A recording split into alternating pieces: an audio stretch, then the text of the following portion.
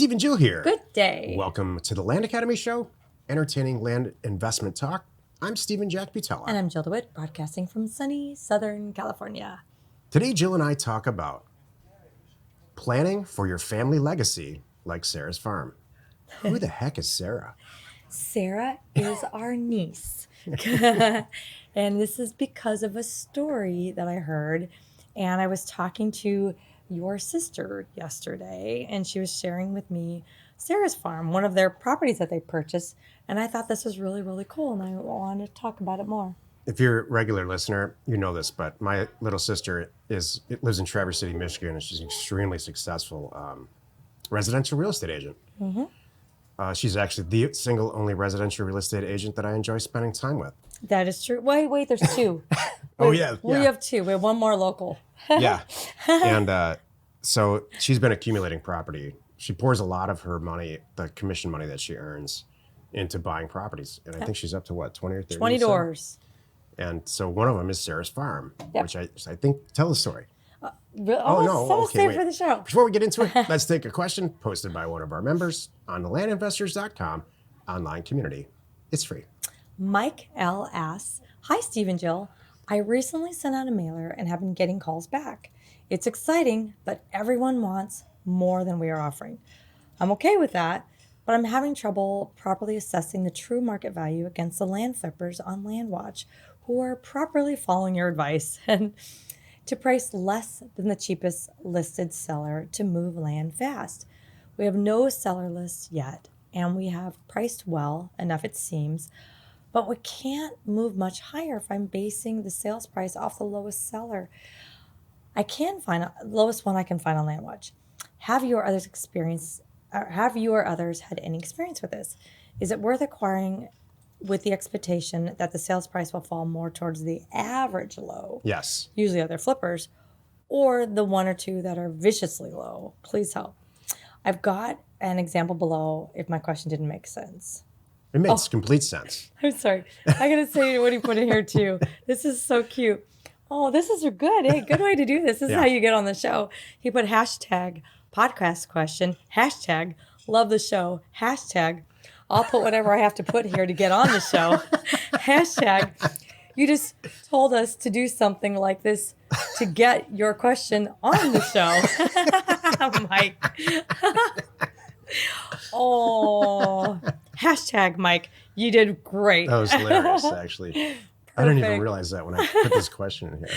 That was so good. All right, do you want me to listen? You want me to read the example? Well, it says, for example, we listed a property, for $750. They made an offer for $750, and the guy wants $4,000. So the cheapest on LandWatch is $2,500. Everybody else falls into the $4,000 to $5,000 range for the same property that's in a planned urban development. That's East Coast speak for master plan community. Right. So there's two questions here. He's questioning whether he priced the mailer correctly. And then on the deals that are coming back, he's asking us, what should I do? What's an acceptable number? Is $2,000 acceptable if I can sell it for $4,000? Is $750 better? And on and on and on. So number one, I think you went in probably scraping the bottom a little too much. Which I understand because Jill and I kind of do that too, pricing wise. Probably would have been a little bit better if everything's selling between $4,000 and $5,000 for $2,000. Purchasing it between $1,000 and $2,000 instead of $750. But that's okay because they're still calling you back. You can turn some deals out of this thing.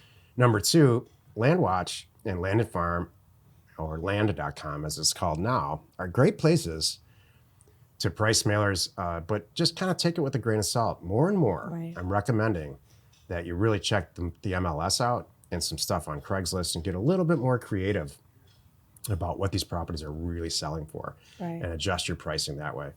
If you've got lots of examples for properties selling between $4,000 and $5,000, I wouldn't have a problem spending $2,000 on a property at all. Right. Especially in the very beginning of your career. Exactly.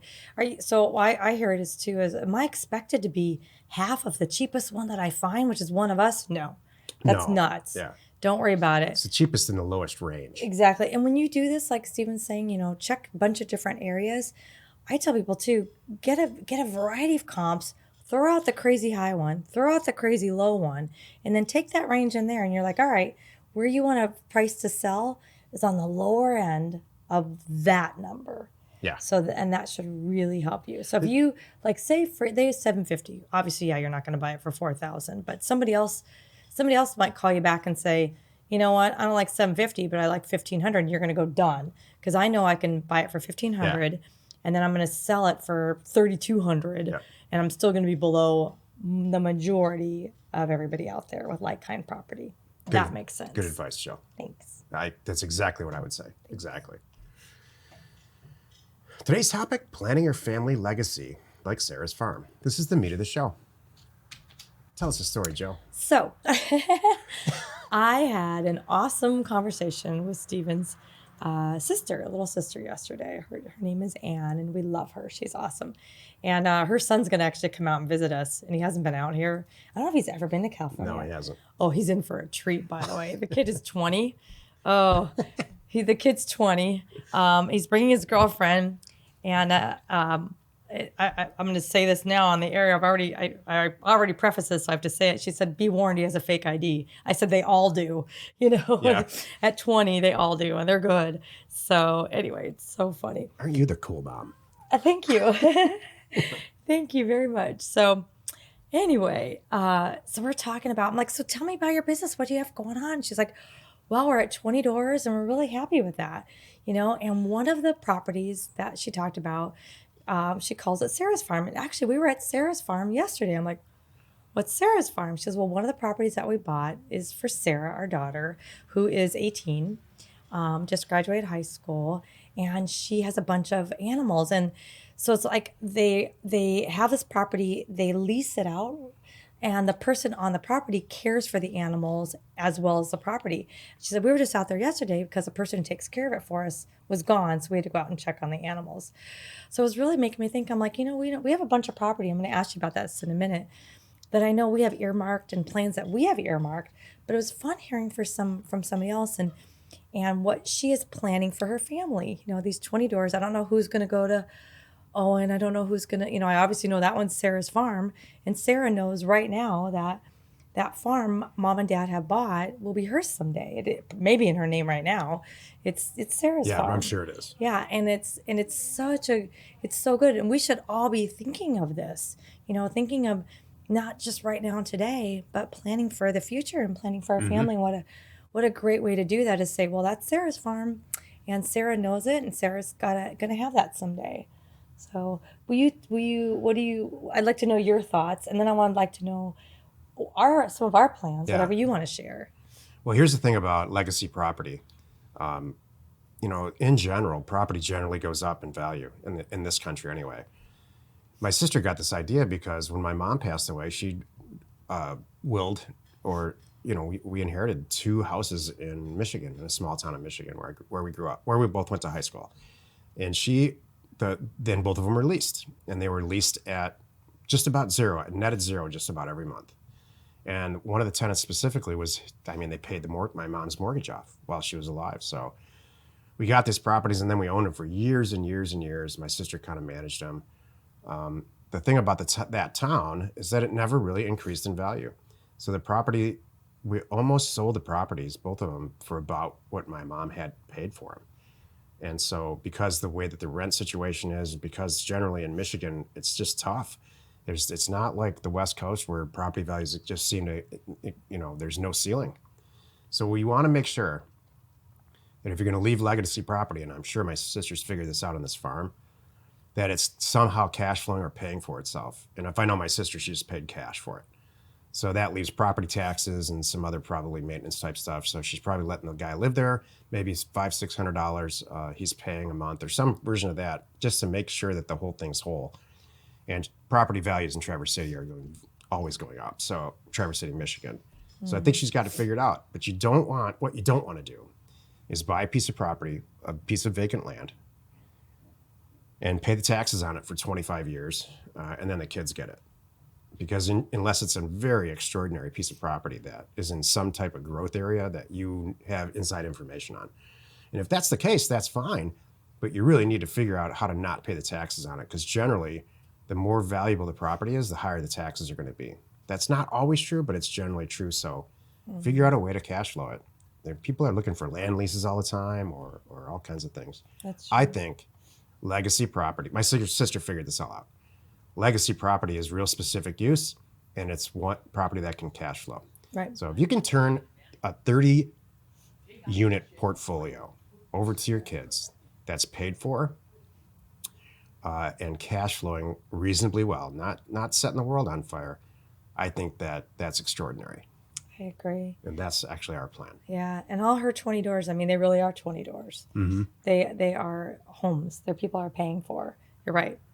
She's purchasing, I know exactly what she's doing. She's buying very inexpensive properties in a town called Cadillac, Michigan, where you can buy a house that's tenantable for $20,000 or $30,000, maybe $40,000, and it commands a lease rate of almost $1,000 a month.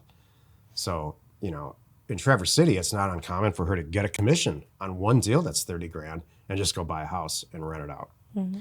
And she's lucky enough to her husband's he's managing the whole thing full time. Mm-hmm. So that's a team situation like really we have. is, exactly. So she just comes up with the seed capital and he spends it and makes sure the tenants pay. Exactly. It's a great thing. Yeah, just like us, we talked a little bit about that. She's like, he handles it all, 100%. Yeah. She does her part. He does his part. It's perfect. It's a beautiful thing. So that little company they have probably generates 15, maybe $20,000 a month, free and clear before tax. And then the beautiful thing about that is that the properties themselves are probably going up 3, 4, 5% a year in value. So Okay. hopefully, I don't know. Exactly. Hey, so what's our plan? I know you have stuff. I don't know how much you want to share. Okay, got it. No, Jill and I are cooking up a private syndication company where we'll ask our members, Man Academy members, House Academy members. We're waiting for the groups to get a little bit bigger for House Academy to really kick in. Right. We have lots of money partners now, but we can pretty easily show a 10% return on money for investors in a closed group. We're not going to go get SEC filings or anything. You have to be a Land Academy member, a House Academy member for more than 6 months. There's all kinds of rules that we plan on following to the letter. And so we're going to buy some properties together with financial partners, and that's how it's going to go. Probably in Arizona, because we're so familiar with it. And it's true. My sister and her husband chose Cadillac, Michigan for a reason. In Arizona, Jill and I know really, really well, Maricopa County and Phoenix. We can buy properties for $150,000 to $200,000, 4 bedrooms, 3 bath, built 1970s or 80s and newer, and it'll command $1,800 in rent. So it's just a tick up from what my sister's doing, but the numbers work. Exactly. Taxes are real cheap. It's hard to do in California. Yeah, that's true. So that's legacy property in a nutshell. I mean, what do you think? What are there other creative product types, that you think would be good legacy property? Like apartment buildings and stuff? That requires management. If you can get big enough property, Class A apartment buildings, where it justifies very easily a professional property manager, that's not so bad either. I have a buddy who inherited a mobile home park. Yeah, a mobile home park, and that would be a good one with 2 of his siblings, and that was great. Yep. They live off that. With his personality type, that's very dangerous for him not to have a job. That's true. Hey, we know your time is valuable. Thanks for spending some of it with us today anyway. Join us next time for the episode called Member Kevin Farrell shares his successful Land Academy stories. And we answer your questions posted on our online community found at landinvestors.com. It is free. You are not alone in your real estate ambition. It's pretty funny that we just had a little estate planning meeting on the air here. I know. I agree. I think that's good. Did you? I didn't blindside you, did I? No. Okay. No, not at all. Wherever you're watching, wherever you're listening, please subscribe and rate us there. We are Steve and Jill. Information and inspiration to buy undervalued property.